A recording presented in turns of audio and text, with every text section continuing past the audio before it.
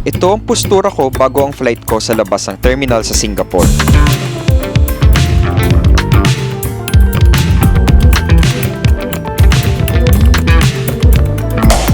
Your things are not secure here. So let's find another one. Nice and more comfortable spot. Ito naman ang postura ko sa loob ng Terminal 4 sa Changi Airport, Singapore.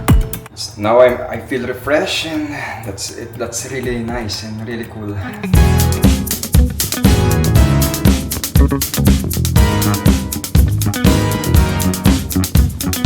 So this one is good, relaxing. You can raise your feet. So this is the Snooze Lounge and this is for free. At ito naman ang postura ko nung nasa loob na ako ng eroplano. And the trash bin. So this is how it looks like. The toilet here. Hi, welcome back to my channel and this is Angelo. For today's video, I will show you some of the lounge in Singapore Airport or Changi Airport that you will expect when you're visiting this airport. 6 a.m. na at a lot of shops still close here. I will show you the free lounge, the business lounge, and the lounge seat I had inside the airplane. So without further ado, let's get started.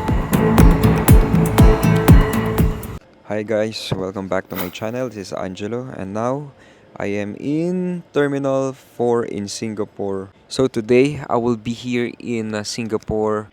For free lounge because you know, Singapore lounges is really expensive, especially the hotels, and you have to rent especially the hotels, because the hotels you have to rent it in blocks. Like for example, you have to pay it for 1 hour for around $15. They will give you a contract that you have to rent the room, or they call it blocks. You have to pay it for blocks, for especially the minimum is 6 hours.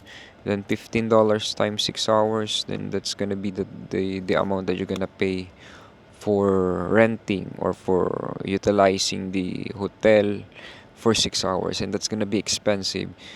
I'm gonna show you some of the spot where you can relax a little bit, or you can sleep perhaps in the meantime while waiting for your next flight for free, because lounges here is really expensive. I arrived in Terminal 4 at Changi Airport.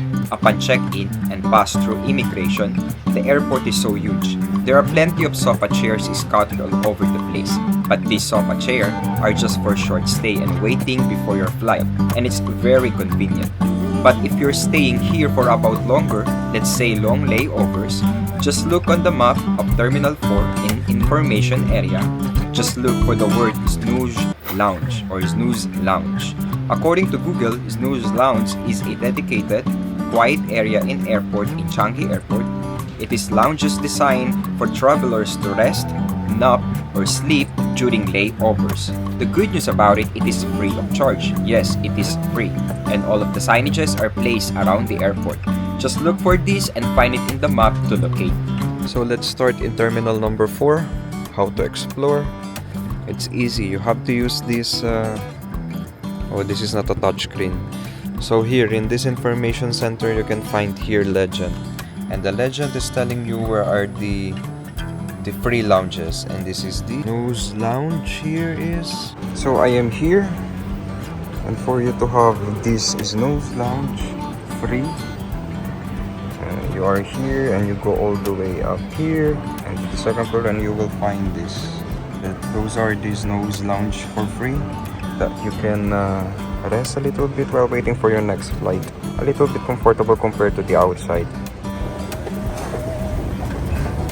Yeah, there's the Snooze Lounge. Yeah, that's the Snooze Lounge.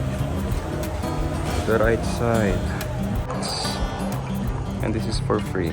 This area is really convenient because there are reclining chairs designed to rest, and it's comfortable. It supported your back and can raise your feet comfortably. The only issue here is it is the first come first serve basis. You're lucky if there is a space for you. If not, then try something else. This is comfortable, way more comfortable compared to the chair outside. A little bit quiet here, so you can rest a little bit in this kind of lounges, and it's free.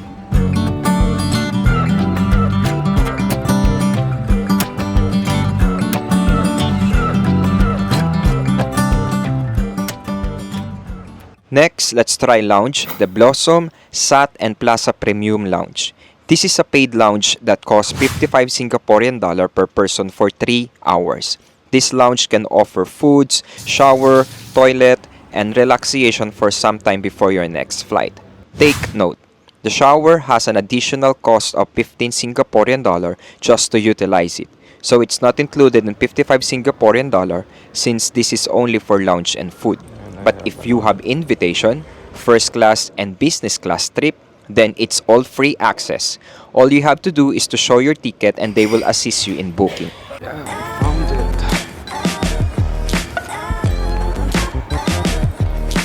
Yeah, so what I have now here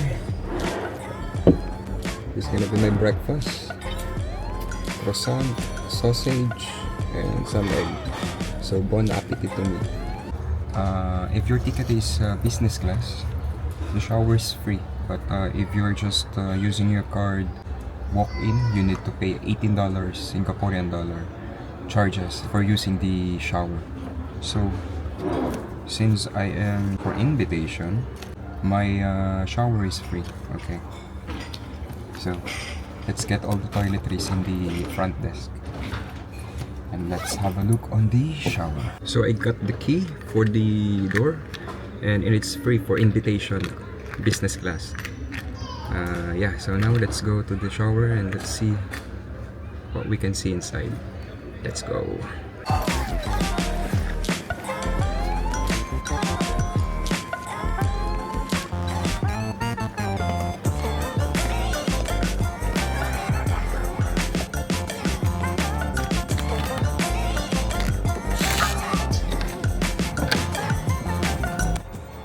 What you can see inside of their shower room.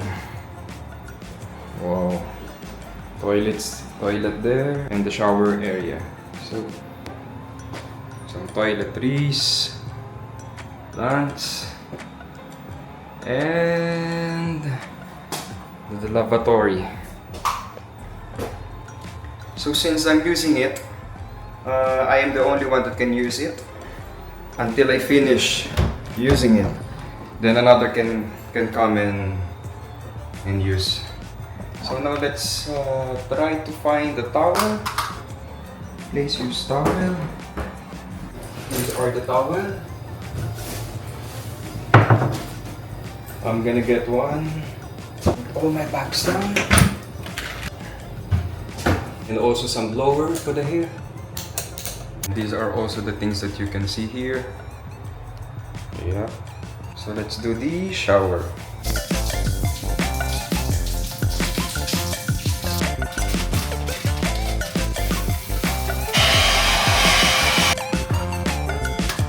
Yeah, I finished now with the shower. Now I feel refreshed and that's it. That's really nice and really cool. That's really refreshing. So let's go now to the gate. So bye-bye. It's really fascinating for that lounge and the foods are really so good. I will rate this later in Google Maps review for appreciation.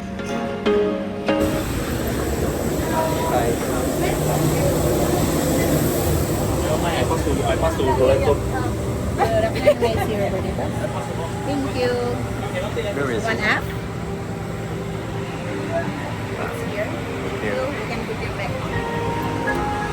Next on the line is the business lounge chair I've got, and it's only 3.5 flight, but I've got to enjoy a lot of this treatment with Aero Dili Airlines. Such a good experience. Yeah. Oh, the food is really nice. Look at that.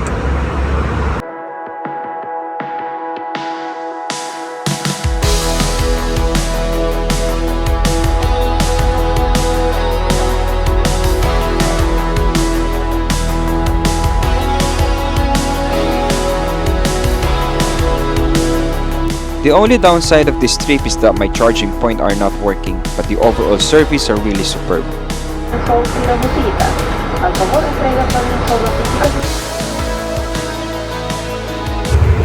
Siyempre, hindi mawawala ang CR check. Yep.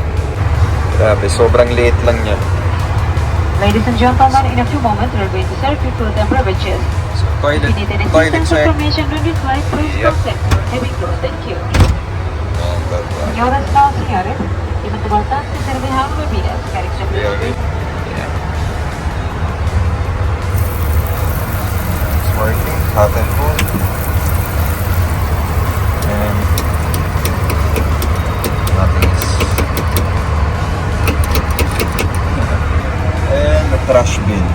So this is how it looks like. The toilet here in this airplane.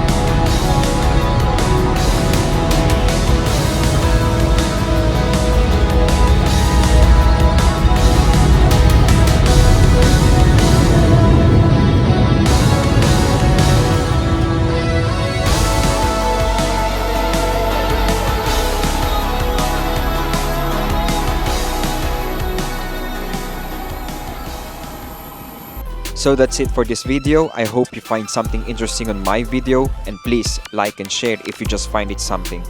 If not, maybe on my future vlog. So this is Angelo signing off. Bye bye.